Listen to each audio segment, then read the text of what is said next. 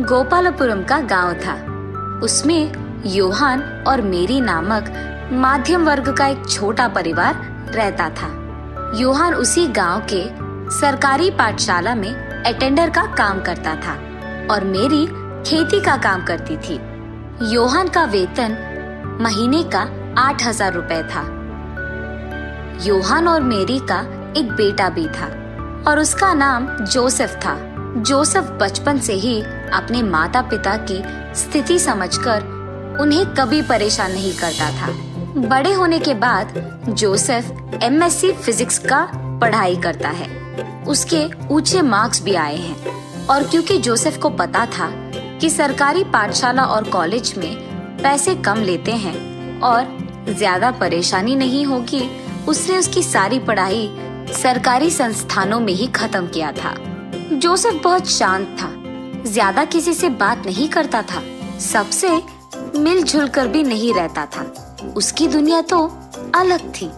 Joseph बचपन से अध्यापक बनने की सपने देखता था। उसे बचपन से फिजिक्स का सब्जेक्ट बहुत पसंद था। बचपन से जोसेफ अपने ही घर में फिजिक्स से संबंधित बहुत प्रयोग करता था। उसके एमएससी खत्म होने के बाद जोसेफ को बहुत खुशी होती है कि वो अध्यापक बनने की एक कदम दूरी है। उसके उपाधि प्रमाण का पत्र अपने हाथों में लेकर वो ऐसे कहता है, बहुत जल्द ही मेरे अध्यापक बनने की सपना सच होगी। जोसेफ के माता पिता को भी खुशी होती है कि बहुत जल्दी उसे एक नौकरी मिलने वाली है। कुछ दिन बाद एक कॉलेज में जोसेफ अध्यापक की नौकरी के लिए इंटरव्यू के लिए जाता है। उसको पूछे गए सारे प्रश्नों का डरते हुए ही सही समाधान देता है जोसेफ। उसके सामने खड़ा हुआ प्रिंसिपल जोसेफ से कहता है कि वो एक डेमो क्लास दे और क्योंकि वो जोसेफ की पहली बार थी कि इतने लोगों के सामने उसे बात करना था, जोसेफ बेचारा डर जाता है और वो स्टेज पे खड़े होकर बात नहीं कर पाता है। ये देख प्रिंसिपल जोसेफ से ऐसे कहता है, तुम टीचर नहीं बन सकते। टीचर सबके सामने बात करता है, तुम तो बात नहीं कर पा रहे हो। टीचर को सबको कंट्रोल में रखने की जरूरत होती है, पर तुम में तो वो गुण ही नहीं है। ये कहकर वो जोसेफ को वहाँ से बाहर भिजवा देते हैं और क्योंकि वो प्रिंसिपल जोसेफ से ऐसे कहता है, जोसेफ को लगता है कि वो शायद जिंदगी में कभी भी अध्यापक नहीं बन पाएगा और वो बहुत निराश होता है। घर जाकर अपने माता पिता को जो कुछ भी हुआ बताता है और क्योंकि जोसेफ के पिता बुजुर्ग थे, वो कहते हैं कि वो घर की जिम्मेदारी नहीं ले पाएंगे और अब वो काम भी नहीं कर पाएंगे, इसीलिए घर की सारी जिम्मेदारी जोसेफ को ही लेना पड़ेगा।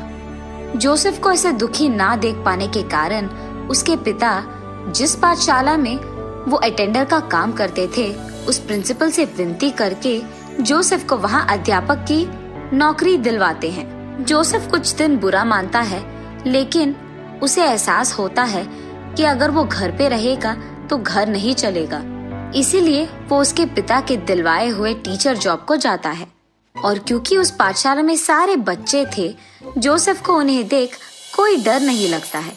सबको बहुत अच्छा सिखाता था और क्योंकि वो पाठशाला था, जोसेफ को वेतन में सिर्फ 6,000 रुपए मिलते थे।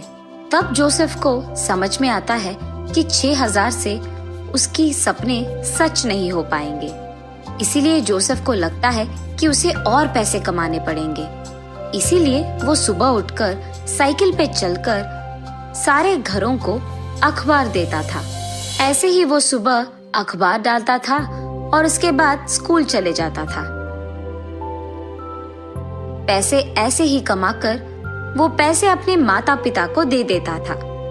कुछ दिन ऐसे ही बच्चों को पढ़ाकर आदत होने के बाद जोसेफ उसी इंटरव्यू को जाता है जहां प्रिंसिपल ने उसे बाहर निकाल दिया था। लेकिन उसके दूसरे प्रयत्न में भी जोसेफ डर के मारे कुछ नहीं कह पाता है। उसको समझ में नहीं आता है कि उसको ऐसे क्यों हो रहा है, इसीलिए वो उसके बचपन के पसंदीदा अध्यापक रामकृष्ण के पास जाता है। नमस्ते अध्यापक। हाँ जोसेफ, कैसे हो बेटा? मैं ठीक हूँ अध्यापक। क्या हुआ बेटा, ऐसे आए हो? सर, मैं भी आप ही की तरह अध्यापक बनने के सपने देखता रहा और अब मैं सरकारी पाठशाला में अध्यापक का काम भी कर रहा हूँ। बच्चों को सिखाता हूँ मैं, लेकिन मैं कॉलेज में अध्यापक बनकर उन बच्चों को सिखा नहीं पा रहा हूँ। अरे ऐसे क्या? मुझे तुम्हारी स्थिति समझ आ गई है। तुम्हें कॉलेज में सबके सामने बात करने की हिम्मत नहीं आ रही है। बस पहले तुम्हें हिम्मत जताना होगा। मैं ऐसे कैसे कर पाऊंगा साहब? तुम पहले तन की शक्ति बढ़ाओ। हर रोज भागना या कसरत करना, ऐसे कुछ करो, तब तुम्हें थोड़ी हिम्मत मिलेगी। उसके साथ ही मन की शक्ति भी बढ़ेगी। जी मास्टर, धन्यवाद। ये कहकर वहां से घर पहुंचता है जोसेफ। उसके बाद वो हर रोज स्कूल से लौटाने के बाद वो सोच में पड़ जाता है कि क्या करे।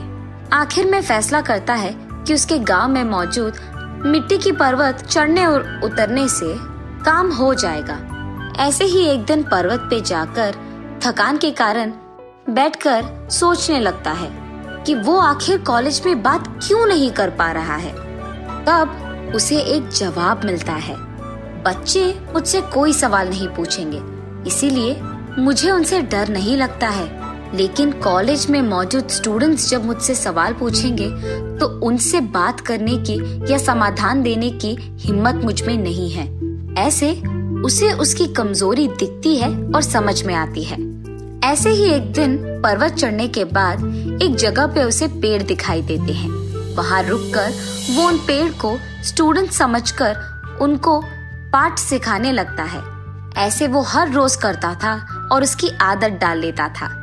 कुछ ही दिनों में उसमें हिम्मत आती है। जिस कॉलेज में वो 2 बार डेमो क्लास नहीं दे पाया, उसी कॉलेज में जाकर आखिरी बार एक मौका पूछता है। सर, मुझे एक आखिरी मौका दीजिए, मैं अपने आप को साबित करूंगा। ठीक है, चलो। ऐसे मानकर वो संस्थान उसको एक आखिरी मौका देती है। उस समय में वो जैसे ही पर्वत पे बात करता था, वैसे ही उन स्टूडेंट से बहुत हिम्मत से बात करता है। उसके सिखाने की तरीका और उसकी हिम्मत देख प्रिंसिपल जोसेफ की तारीफ करके उसको फिजिक्स की अध्यापक की नौकरी देते हैं। महीने का 25,000 का वेतन था उसका। आखिरकार उसका सपना सच होने के कारण वो खुशी खुशी घर लौटकर उसके माता पिता को ये खुशखबरी देता है। ऐसे ही वो उसकी मनपसंद नौकरी करते हुए कुछ दिन बाद पैसे जमा करके एक बड़ा सा घर लेता है और अपने माता पिता का बहुत अच्छा ख्याल रखता है। कहानी का नैतिक है कमजोरी।